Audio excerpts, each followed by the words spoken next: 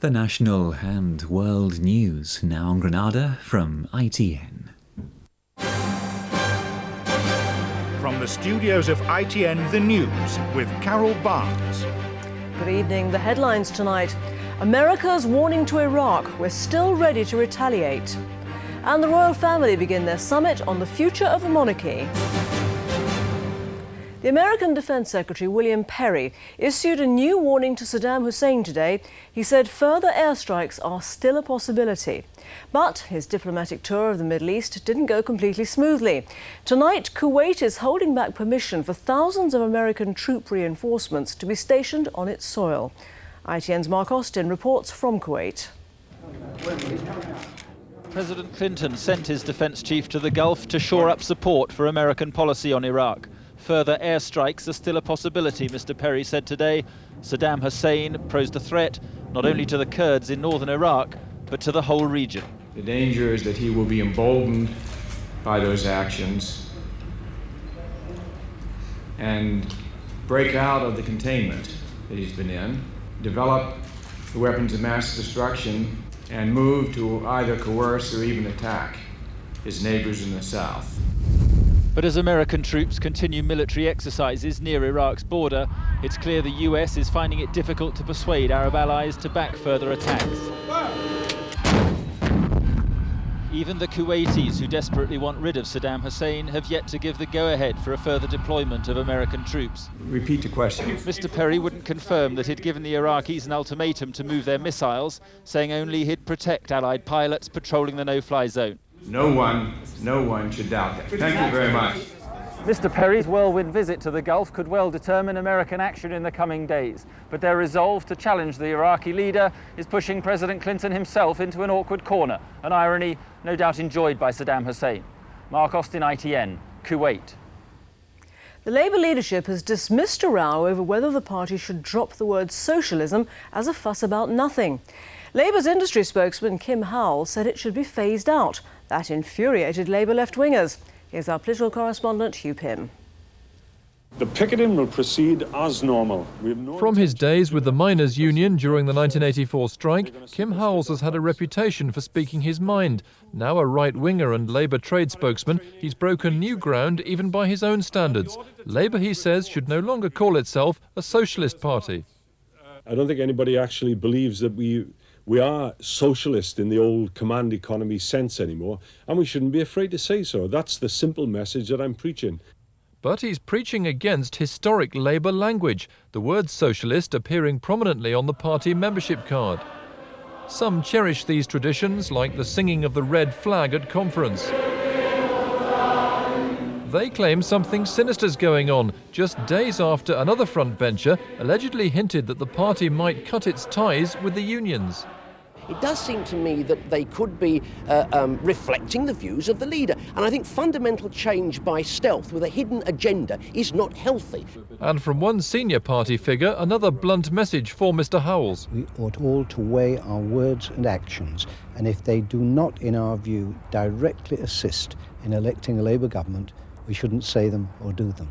So another row just weeks before Labour's conference, but Tony Blair's said to feel it's a fuss about nothing. Indeed, he's preparing to move on from last week's clash with the TUC. And in a speech tomorrow night to financiers, he'll say that Labour's relationship with business is just as important as it is with unions. Hugh Pym, ITN, Westminster. The Agriculture Minister Douglas Hogg is going to Brussels tomorrow to try to get a reduction in the number of cattle Britain must slaughter to get the beef ban lifted. Mr Hogg will try to convince the Agriculture Commissioner, Franz Fischler, and European farm ministers that new research has shown that the cull could be reduced. Senior members of the royal family are together at Balmoral tonight for a Crunch summit on their own future. They'll discuss a range of issues, from streamlining the monarchy to its relationship with the Church of England. Ben Scotchwick reports. The traditional turnout of royal watchers greeted the Queen and Prince Philip today, and its royal tradition which will be discussed this week in a bid to retain such public support into the next century. No doubt offering his counsel this weekend, the Prime Minister has been to Balmoral for a break. He'll be kept closely informed about discussions after leaving tomorrow. Made up of senior royals and advisers, it's thought the Way Ahead group will concentrate on three main areas: the funding and possible streamlining of the royal family, the monarch's role as head of the Church of England, and whether heirs to the throne should be allowed to marry Catholics. It's the first round of talk since the breakup of the Prince and Princess of Wales' marriage. Prince Charles knows he now has much to gain or lose. According to newspaper opinion polls, the heir's possible remarriage to Camilla Parker Bowles is not proving popular. Certain to be on the Balmoral agenda then, the Prince, his partner and the public. Ben Scotchbrook, ITN. International monitors have all but dismissed a complaint about voting irregularities in Bosnia's first post-war elections. They say everyone always knew they wouldn't be perfect, but the ballot has been largely free and fair. The first results are expected tomorrow. Our diplomatic editor James Mates reports from Sarajevo. Not one result has so far been announced, but already controversy is raging about the outcome of these elections. Yesterday it was the Muslim leadership complaining the voting was unfair. This morning the Serb leadership ordered all counting to stop in its area, alleging further irregularities. They quickly agreed to start the count again, but the most senior British general in Bosnia was deeply cynical about the complaints. I always thought that after the elections we would be seeing the rusty artillery of appeal, abuse and criticism being wheeled out, and this seems to me to be part of that. America's top negotiator in Bosnia, Richard Holbrooke, met Bosnia's Muslim leader, Alija Izetbegovic, this afternoon.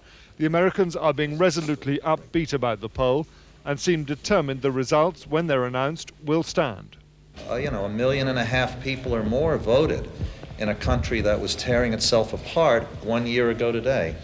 Indeed, American and European diplomats are already working on plans for post-election Bosnia, clearly determined to maintain the momentum towards democratic rule here. Complaints about election procedure at this stage are not going to be allowed to derail that. James Mates, ITN, Sarajevo. Football. Chelsea are still unbeaten in the Premiership tonight after they drew 1-1 with Aston Villa. But it's Liverpool who go top after 2 goals from Patrick Berger helped them to a 3-0 away win against Leicester. The Czech player replaced Stan Collymore at half-time. Michael Thomas got the other goal with this 25-yard strike. Cricket. Surrey are celebrating tonight after they beat Glamorgan by 7 wickets to win this year's Sunday League Championship. The win ended years of frustration for Alex Stewart's side. It was Surrey's first trophy of any kind for 14 years.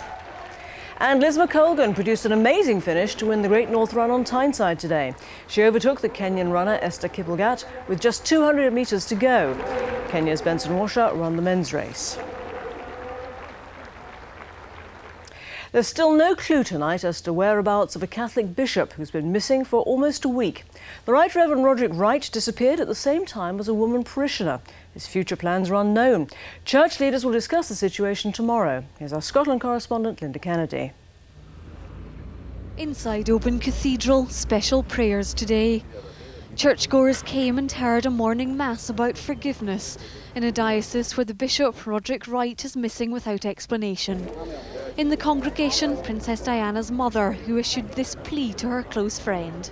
Bishop Roddy, just tell someone you're safe and well. Just that. We don't need to know any more. The whole parish shares her anxiety. Well, we're always concerned for his safety, of course. Sure, there's a good explanation for it, and we'll hear it soon. One explanation is the bishop is left with a woman. His colleagues can't confirm it. There are rumours around, and we can't really comment upon them because we don't know anything. Today, like the last 6, the bishop's house lies empty. Why he left here remains a mystery. The local community and the church have renewed their appeal to the bishop to get in touch. The people want to know he's safe, so too does the church. But it also seeks answers to other questions. Does the Bishop of Argyll intend to resign? And if so, why? Linda Kennedy, ITN in the West Highlands. And that's the news tonight. From me and the ITN Weekend team, good night.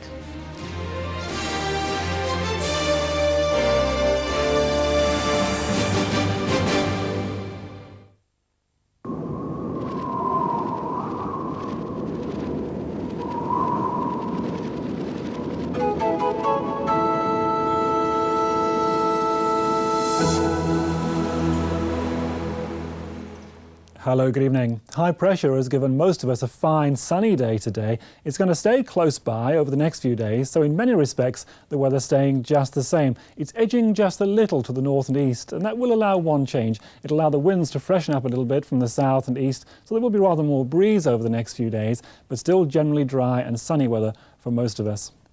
Let's come back to tonight though. It's going to be another chilly night tonight, not quite as cold as recent nights, down to around 7 for most of us, and that's about 45 degrees Fahrenheit.